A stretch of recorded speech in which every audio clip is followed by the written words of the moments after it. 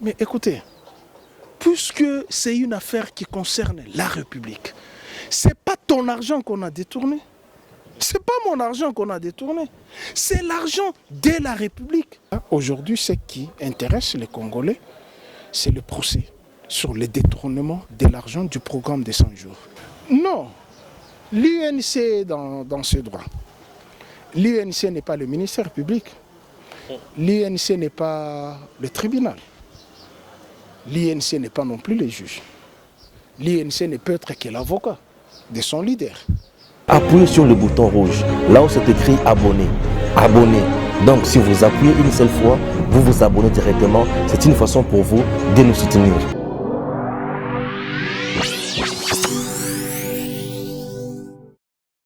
Merci à vous tous qui nous suivez de partout. Une fois de plus, bienvenue dans votre émission que vous aimez bien, Actu Plus. Nous sommes là, c'est pour vous informer. Nous sommes là, c'est pour analyser l'actualité politique en République démocratique du Congo. Nous sommes là, c'est pour bien sûr éclairer certaines opinions par rapport à d'autres questions d'actualité. Chers Congolais, je reçois pour vous Pius Roland, un monsieur intelligent qui analyse bien sans froid aux yeux. Et il reste toujours objectif puisque je sais que c'est un républicain. Nous allons parler de Martin Fayulu, de Vital Kamerhe et d'autres questions également. Pius, bonjour. Bonjour mon frère. Tout va bien, j'espère? Oui, très bien. Malgré le confinement avec la pandémie coronavirus et la crise socio-économique, on tient le coup. Vous tenez le coup. Alors, à faire 100 jours du chef de l'État, il y a à boire et à manger. Selon vos informations, qui sont les vrais auteurs de ces détournements? Non, il faut d'abord dire ceci. Lorsque nous avions décrié au départ qu'il n'était pas opportun qu'on nous amène ces programmes-là, il fallait un programme piloté par le gouvernement central. Et nous avons été taxés de tout le monde. Pourquoi? Parce qu'on a cru à un acharnement. Okay. Alors que dans la gestion républicaine, le responsable de la gestion quotidienne de la République, c'est le gouvernement. Et en ce moment-là, il n'y avait pas le gouvernement. Il y avait un gouvernement démissionnaire qui assumait les affaires courantes. Mais voilà, curieusement, le directeur de cabinet du chef de l'État pilote un programme aussi gigantesque qui devrait avoir beaucoup d'argent, des millions et des millions d'argent. Le programme laissé dans les tiroirs par son prédécesseur, je parlais du prédécesseur de l'actuel président de la République, qui est Joseph Kabila, qui a laissé ce programme.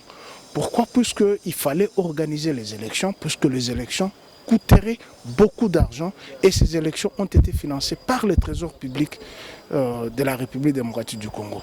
Et voilà, on nous amène le programme de 100 jours, on nous a miroité avec les maisons préfabriquées des militaires. Et on va construire des écoles, la gratuité de l'enseignement, il y aura abusivement ce qu'on appelle saut de moutons, alors qu'on appelle ça, ce sont des ponts de la ville, hein, les ponts de la rue. Mais malheureusement, voilà là où ça nous amène, ce sont des scandales qui éclaboussent, qui ternissent même l'image de la République démocratique du Congo et qui risquent même d'ouvrir d'autres boîtes à Pandore. Et là, le premier cité, c'est le directeur de cabinet du chef de l'État. Je ne dis pas qu'il a détourné l'argent, je ne dis pas qu'il est aussi innocent. Comme l'affaire se trouve entre les mains de la justice, il faut cesser de faire la pression à la justice. Il faut cesser de faire la pression à la justice. C'est déjà fixé l'affaire, bien sûr, en question. Elle vient d'être fixée. C'est pour le 11 mai. Pensez-vous vous attendre vraiment des surprises ces jours-là qui risqueraient encore de créer d'autres tensions au pays? Non, pas de surprises. La République démocratique du Congo a été saignée à blanc. Il y a de ces enfants qui ont étudié avec l'argent détourné de la République démocratique du Congo qui se retrouvent aujourd'hui dans des affaires. Il y a des gens qui ont étudié avec l'argent de la République démocratique du Congo. Il y a des gens qui ont détourné les maisons, le patrimoine de la République démocratique du Congo. Si cela va éclabousser et qu'on recommence une nouvelle classe sociale, tant mieux, puisqu'on ne peut pas avoir tout le temps, puisque depuis 1960, il n'y a que les mêmes acteurs qui reviennent. Si ce ne sont pas eux, c'est leurs enfants. Si ce ne sont pas leurs enfants, c'est leurs petits-enfants. Et pourtant, nous ne sommes pas dans une monarchie. Nous sommes dans une république où tout le monde est censé rendre service à la république. Mais malheureusement, il n'y a qu'une caste bien déterminée. Et cette caste n'est jouit que de l'argent de la république. Et si ces jours-là, on va éclabousser et que certains noms doivent être mis à la place publique, tant mieux, pourvu que la République gagne, pourvu que la République récupère ce qui lui doit et que la République marche. Regardez, je vous ai dit le cas de ce programme de 100 jours avec la construction de maisons préfabriquées. Mais est-ce que nous sommes à l'époque où on doit construire des maisons préfabriquées pour les Congolais? Alors qu'hier, nous avons jeté des pierres à la Belgique qui nous a construit Yolo, Matete, Lemba, Bandal, avec des maisons qui ne représentent pas la taille de la richesse de la République démocratique du Congo. Mais aujourd'hui, en ce 21e siècle, vous allez construire des maisons préfabriquées. Non, j'avais proposé ceci, puisqu'il ne faudrait pas seulement critiquer, mais il faut apporter la contribution. J'avais dit ceci, tous les camps militaires, je prends le camp Lufungula qui est en face de nous, le camp Kokolo qui est à ma gauche, le camp Tchatch, le camp Dolo, le camp Loano. Mais tous ces camps militaires ont été construits pourquoi? Par les Belges. Pourquoi? C'était pour que les autochtones n'accèdent pas à la Gombe, à l'époque Kalina, qui était la résidence de Belges, des Blancs. Mais est-ce qu'en ce 21e siècle, nous devons avoir des camps militaires en plein centre-ville? Est-ce qu'on peut avoir des camps militaires dans ce centre-ville? Il faut raser tous ces camps-là. Vous le rasez, vous construisez des maisons, des logements sociaux. Vous prenez les camps, vous les déplacez. Kinshasa, avec sa superficie de 9 millions de kilomètres carrés, il y a 6 millions de kilomètres carrés non habités. Les 3 millions est habité. Mais qu'est-ce qu'on doit faire avec cette partie de la terre? Il n'y a pas que Kinshasa. Entre Kinshasa et le Congo central, il y a un vide. Entre Kinshasa et Kwilu, Kwango, Maindombe, il y a un vide. Pourquoi on ne peut pas déplacer ces camps militaires? On prend les camps militaires qui sont en plein centre-ville. Ça, c'est de 1. De 2, vous avez des marchés centrales. Le marché central de Kinshasa. Mais regardez ces marchés-là, c'est presque un dépotoir. Il y a les chègues là-dedans, il y a la saleté là-dedans, il y a le banditisme là-dedans. Pourtant, il faut casser ces marchés, construire un grand centre commercial. Et si on me pose la question, où est-ce qu'on va mettre ces marchés? Mais vous trouvez normal que l'aérodrome d'Indolo soit en plein centre-ville, entre Kingabwa, Kinshasa, Limete, Barumbu.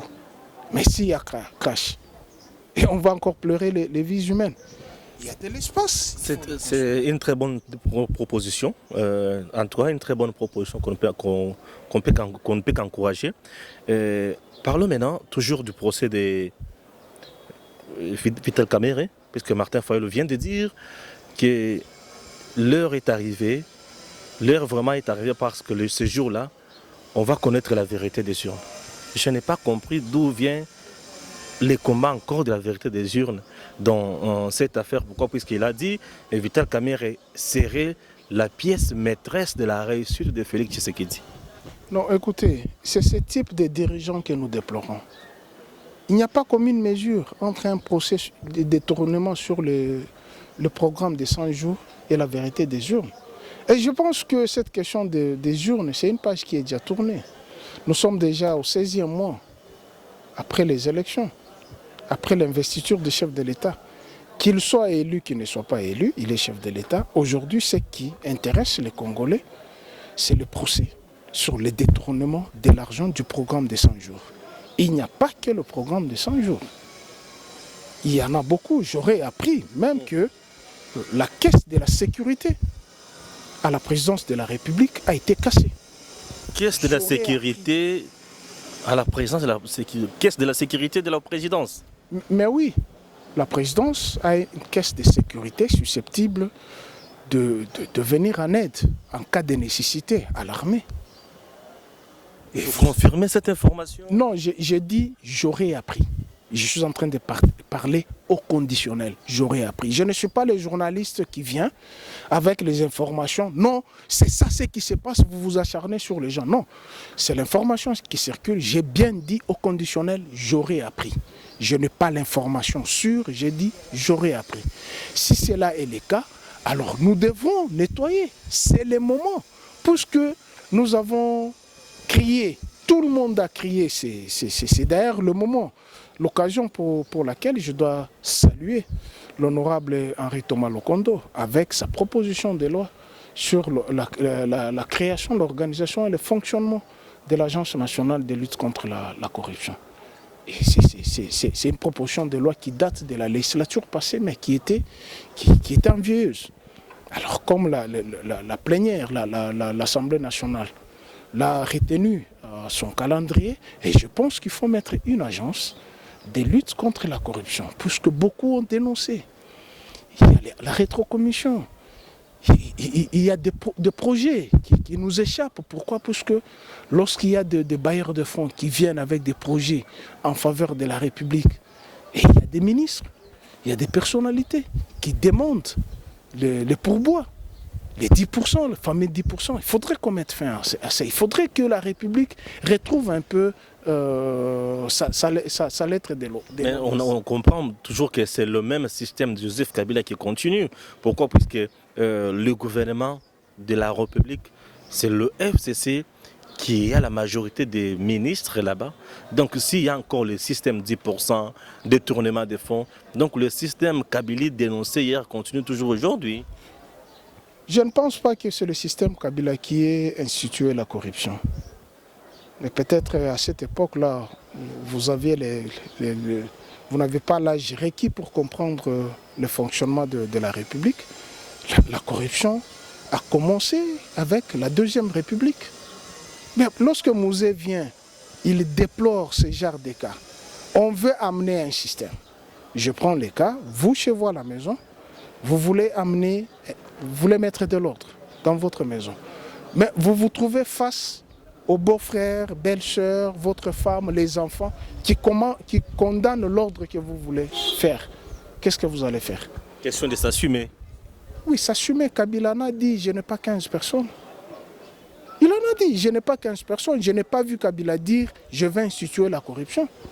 Mais Kabila a géré les seigneurs de guerre. Je vous ai dit l'autre fois, c'était difficile. Il suffisait qu'ils tous, la communauté internationale, les organisations des droits de l'homme, mettent les bâtons sur la tête de la République. Non, on va sanctionner la République, plus que tel. Donc on a créé une République des hommes forts, plutôt de créer une République des institutions fortes. Et ça nous rattrape. En tout cas, je n'ai pas entendu Kabila, depuis 2001 jusqu'à la passation du pouvoir, dire j'ai institué la corruption. Et aussi, il faut avoir les éléments de preuve. Je venais de lire les tweets d'Évariste Bochap. Il a dit, tous ceux qui ont des éléments de preuve pour m'inculper de quoi que ce soit, c'est le moment d'aller le déposer au parquet. Plutôt Bochap, aujourd'hui, est-ce que c'est quelqu'un qui peut encore parler? Puisqu'on a dit qu'il était au cœur de l'affaire des 32 millions de dollars américains, bien qu'il ait été relaxé par Kabila en quelque sorte. Évitons, on a dit, amener les éléments de preuve. C'est beaucoup plus simple. Évitons qu'on a dit, c'est un père de famille. C'est un responsable, tout comme Vital Kamerhe. Il faut amener les éléments de preuve. Tous ceux qui se sentent lésés par la gestion de Joseph Kabila, qu'il a volé autant, tel ministre a volé autant. Mais vous criez l'état des droits. Je ne pense pas qu'on a mis les cadenas au parquet. Mais qu'est-ce qui justifie aujourd'hui que Joseph Kabila est cité aussi dans beaucoup de choses là? Puisque nous parlons toujours de justice, hein, puisqu'il est aussi cité dans beaucoup de choses. Et d'ailleurs, évêque Pascal Moukouna vient de porter plainte contre lui. Hein. Je salue le courage d'évêque Moukouna, mais attention, si vous n'avez pas les éléments de preuve à la justice, vous risquez d'être inculpé. C'est beau bien. Et à la justice, ce n'est pas la parole. Ce sont les preuves. Et comme il a déposé ça, c'est vous qui le dites, moi je n'ai pas lu ça, je n'ai pas entendu. J'avais suivi l'émission chez mon confrère Perrault Loire, qu'il avait dit qu'ils vont inculper, qu'ils vont accuser Joseph Kabila. Bon, je ne sais pas pourquoi doit-on s'acharner sur l'ancien chef de l'État. Et c'est lui de l'acharnement. Non, non, je ne parle pas pour rien. Je dis ceci. La justice, c'est pas comme ne sont pas comme dans une rédaction de presse où on dit ça et ça et ça. À la justice, il faut amener les éléments de preuve. Et si vous ne réunissez pas tous les éléments de preuve, le procès risque de se retourner contre vous. C'est pourquoi je dis à tous ceux qui ont toujours clamé haut et fort que tel a volé, il ne suffit pas de dire tel a volé, il faut amener les éléments de preuve. Moi, Pius, vous ne m'avez jamais entendu dire que tel ministre a volé, puisque je n'ai jamais été là. Vous venez de nous révéler quelque chose ici il semblerait qu'au niveau de la présidence, une somme d'argent allouée à la sécurité nationale serait volée. Et heureusement, vous avez utilisé le conditionnel serré. Ça se raconte dans la rue. Comment la rue peut raconter une telle information de si grande importance comme ça? Je n'affirme pas qu'à la présidence, il y a eu perte de cet argent. Je n'affirme pas. Je dis, ça se raconte. Et je ne suis pas allé à la justice pour dire que tel individu à la présidence ou le chef de l'État a volé cet argent. Non. Je dis, ça se raconte et j'ai utilisé les conditionnels. Voilà l'éthique et la déontologie professionnelle d'un journaliste. Lorsque vous n'avez pas les éléments de preuve, il faut toujours utiliser les conditionnels. Très bien. Alors, aujourd'hui, l'INC, le parti Cheikh Vital Kamerhe, promet un procès des calibres, un procès de vérités qui vont trancher, des vérités tranchantes. Ne pensez-vous pas vraiment à quelque chose de mauvais qui va arriver? Non. L'INC est dans ses droits. L'INC n'est pas le ministère public. L'INC n'est pas le tribunal. L'INC n'est pas non plus les juges. L'INC ne peut être que l'avocat de son leader. Mais lorsqu'on est avocat et vous êtes devant les cours des tribunaux, il faut défendre réellement votre client. Ce n'est pas un pérorant dans les chaînes de télévision, dans la presse. Non, il y a acharnement, il y a ceci. Non. Le procès est fixé le 11 mai. Je rappelle à tous les Congolais que le 11 mai, c'est l'anniversaire de la mort d'un grand chanteur, Norbert Niesta Marley, Bob Marley, connu de tout le monde. C'est ce jour-là qu'il y aura ce procès. Bon, si l'INC estime que son leader est innocent, bon, écoutez, il sortira grand. Et pourquoi faites-vous comparaison, bien sûr, à Bob Marley? Pensez-vous que Bob Marley était dans la même lignée? Non, c'est un rappel tout simplement. Puisque beaucoup ont oublié, c'est juste un rappel. Hein, ce n'est pas de l'acharnement ou quoi. Non, le 11 mai, ce fut le décès de Bob Marley. Et le 11 mai, ce sera le procès de Vital Kamerhe. Et je te mets au défi que ce jour-là, les gens vont faire référence à ce que je viens de dire. Bob Marley, sa musique était basée sur quoi? Sur la moralité et la libération.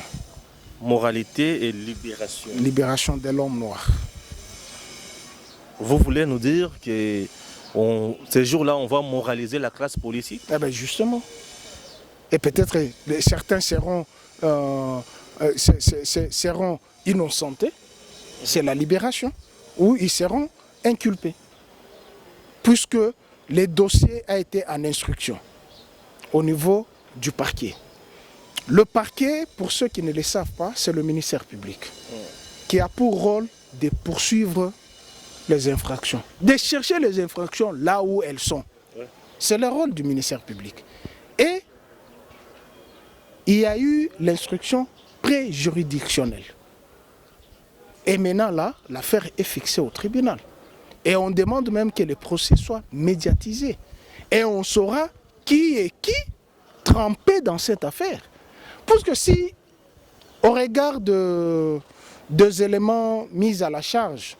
Tu soutiens que l'audience soit médiatisée? Mais écoutez, puisque c'est une affaire qui concerne la République, C'est pas ton argent qu'on a détourné. C'est pas mon argent qu'on a détourné. C'est l'argent de la République. La République est lésée. L'image de la République est ternie.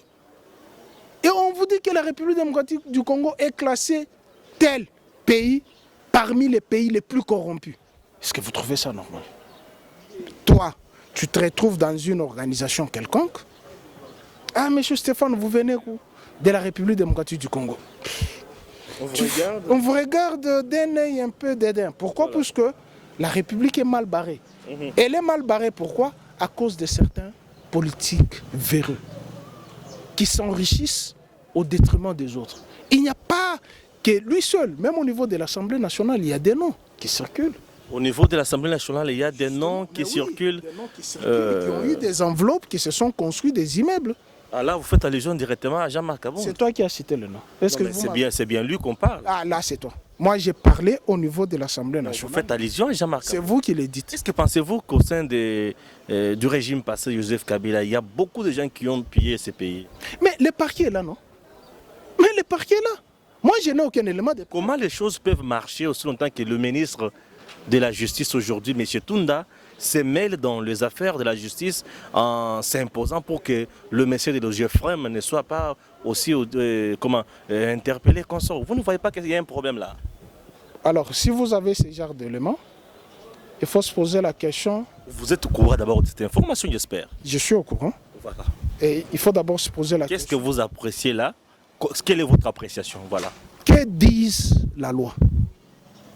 Quel est le champ d'investigation là où se limite le pouvoir du ministre de la Justice?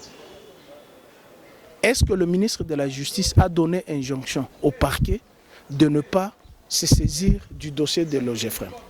Je ne sais pas. J'ai cru entendre et j'ai suivi qu'il y a eu échange de correspondance entre le vice-premier ministre en charge de la justice et le président de la Cour constitutionnelle, qui est le président du Conseil supérieur de la magistrature, pour des raisons de visite. Alors, je ne sais pas si le Conseil supérieur de la magistrature, qui est un organe, est au-dessus du ministre de la Justice. Il faut interroger la loi organique. Est-ce que la Cour constitutionnelle est au-dessus du ministre de la Justice? Il faut interroger la loi organique. Or, tous ces organes, tous ces secteurs-là dépendent du ministère de la Justice. C'est du ressort du ministre de la Justice.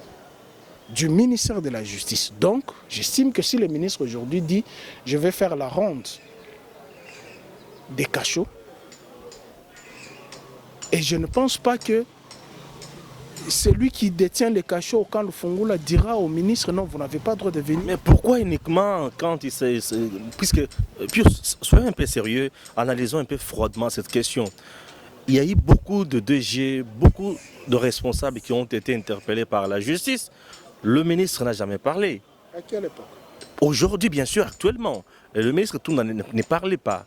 Mais pourquoi, quand il s'agit de Logefrem, il parle et certaines sources nous révèlent que le monsieur de Logefrem serait parmi le bras droit de Kabila. Et l'homme défend l'homme du FCC, bref. Alors, si tel est le cas, il faudrait que la justice soit indépendante, réellement indépendante, mettre la main sur lui. Si le bras droit de Kabila, bon, je ne sais pas. Il est bras droit de Kabila dans quel sens? Je ne sais pas. Si il est inculpé et qu'il y a les indices de culpabilité qui attestent qu'il a détourné l'argent de Logefrem, qu'il soit devant la justice. C'est beaucoup plus simple. Là, je n'admettrai pas que ces cas pareils soient couverts si réellement il y a des indices de culpabilité. Mais si c'est un acharnement politique, puisque de l'autre côté, il y a eu des tournements avérés, et de l'autre côté, on veut faire porter la boue à telle autre personne, je pense que... Des tournements avérés, c'est comme qui dirait, vous avez des preuves vraiment tangibles. Stéphane, Je pense que la phase préjudicielle du cas de détournement des fonds a été relayée dans le média. Tel a été mise en charge, tel a cité tel autre. Ça n'a pas commencé avec les directeurs de cabinet du chef de l'État. Ça a commencé avec Raobank, le patron de Raobank, le patron de quoi Foner, les autres qui ont été les Libanais qui ont été inculpés et les noms ont été cités de sa famille proche qui ont eu des marchés alors qu'ils n'ont pas d'entreprise. C'est le cas de sa belle-sœur qui a eu 9 millions de dollars mais n'ayant pas une entreprise. C'est le cas de son épouse qui aurait perçu 1 500 000 dollars pour livrer le ciment. Elle n'en a pas livré. Alors, mis ensemble de tout ça, vous allez dire que nous avons inventé. Non, nous avons lu la phase préjuridictionnelle de ce procès. Merci, nous sommes arrivés à la fin de notre entretien. Vous avez compris à cœur ouvert. On n'a pas parlé de... Merci. De quoi vous voulez encore? De la lettre de l'honorable Jean-Jacques Mamba. La lettre de l'honorable Jean-Jacques Mamba qui voulait la démission du premier vice-président de l'Assemblée nationale.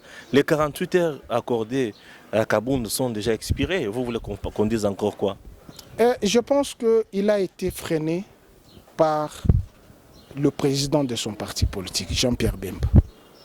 Je lis ça et j'ai eu un entretien, l'échange par réseaux sociaux avec un de mes frères. Je ne veux pas citer son nom, mais lorsqu'il va suivre cette émission, il saura que je parle de lui.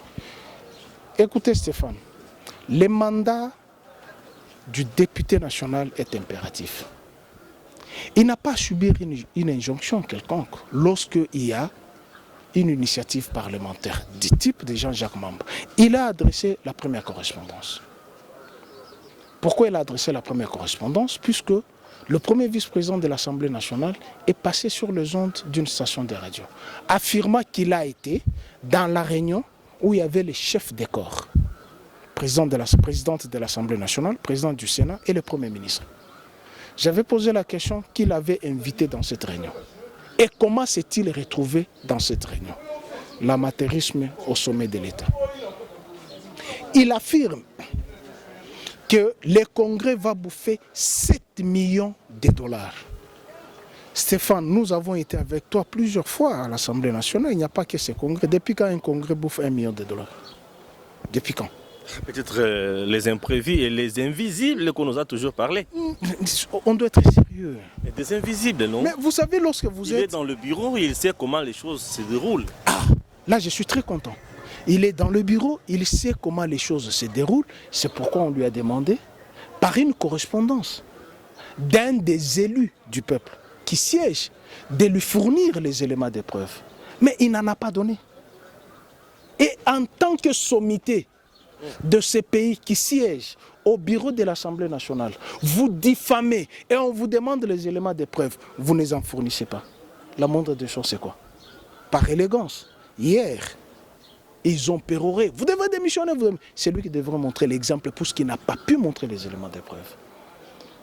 Et la deuxième correspondance, on le rappelle à l'ordre. Puisque vous n'avez pas fait ça,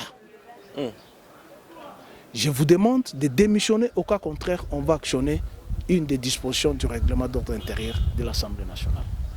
Et entre-temps, on appelle là-bas, non, il faut qu'il y ait une concertation avant telle ou telle. Pour une initiative parlementaire, Bemba n'a jamais siégé. Il a été élu sénateur. Il a touché les émoluments. Il n'a jamais siégé. Il ne connaît ni les us, coutumes parlementaires. Et alors, lorsqu'il y a une...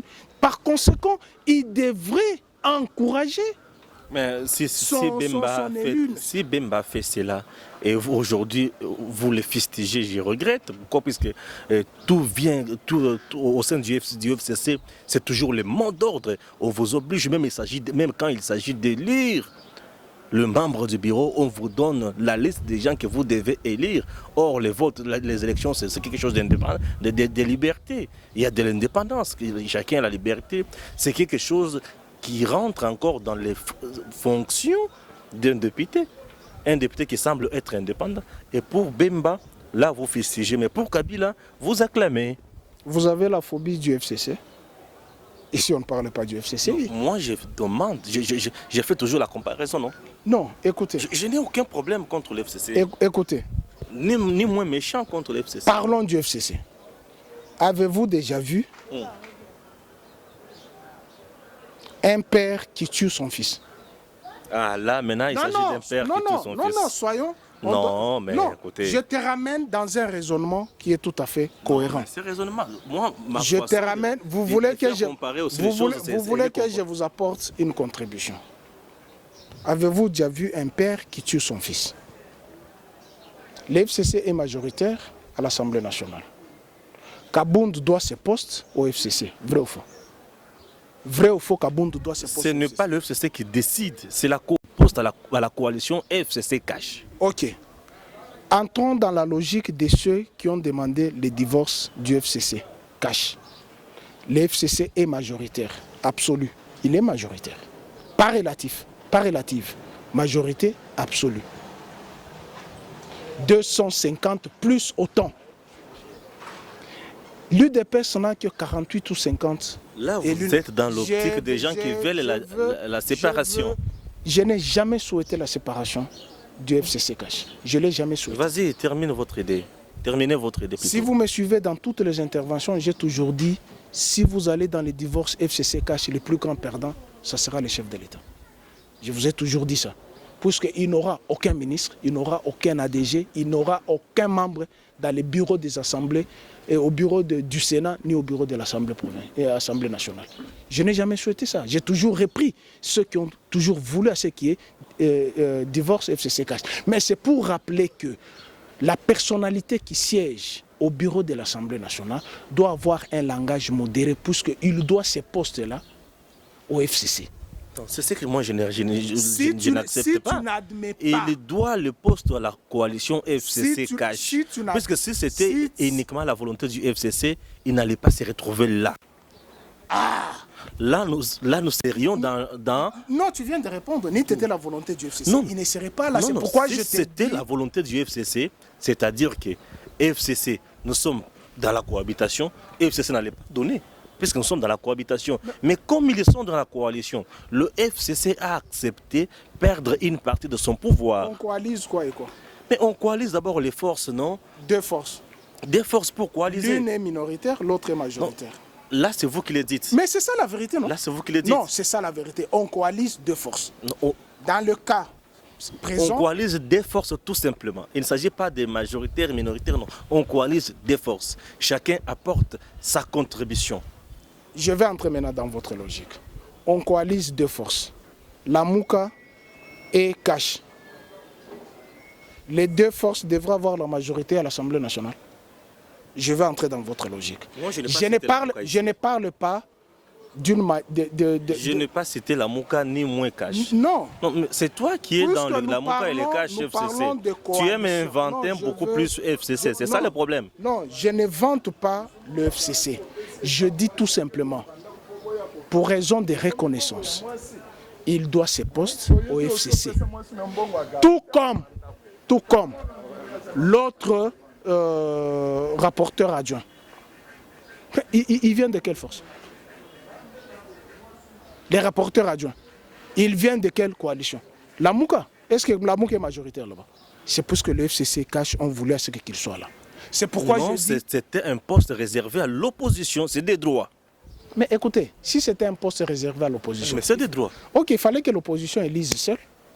Non, mais les mécanismes ne prévoient pas ça comme ça. Bon, imagine-toi, c'est un poste réservé à l'opposition. N'est-ce pas? Et que les FCC cash, refusent de voter. Et ça serait comment? C'est violer la Constitution. Non, c'est pas voler la Constitution. Refuser de voter, c'est un droit. En fait, je ne suis pas dans ce que vous voulez m'amener. Je vais dire tout simplement ceci. Lorsqu'il y a une initiative parlementaire, dans le sens de remettre les choses en ordre, puisque hier, ces choses-là ont été décriées, il ne faudrait pas qu'on les étouffe. Très bien. Tu vois, Merci. c'est pas dans le sens de s'acharner, mais c'est pour rappeler à l'ordre que Jean-Marc Kabund, les postes qu'il occupe, c'est un poste d'une haute responsabilité. Il doit faire la différence entre un homme d'État et un acteur politique. À l'heure actuelle, il est un homme d'État. S'il ne comprend pas le sens d'un homme d'État, c'est un homme d'État à des réserves. Il ne parle pas n'importe comment, il ne parle pas n'importe qui. Et s'il continue, et que cette initiative parlementaire est étouffée, s'il continue avec ces mêmes comportements au bureau, je ne pense pas qu'il va terminer la législature à ces bureaux-là. Très bien. Merci à Pius Romain-Roland. Merci également à Gims. Nous sommes arrivés à la fin de notre entretien. À très bientôt.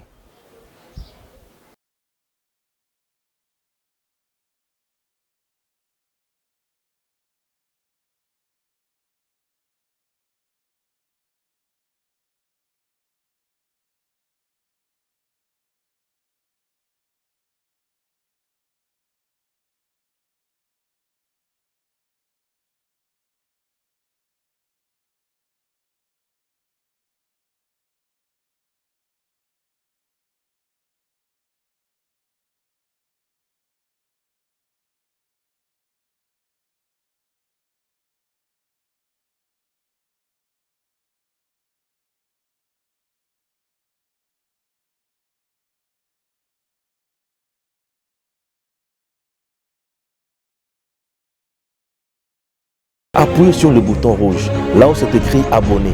Abonner. Donc si vous appuyez une seule fois, vous vous abonnez directement. C'est une façon pour vous de nous soutenir.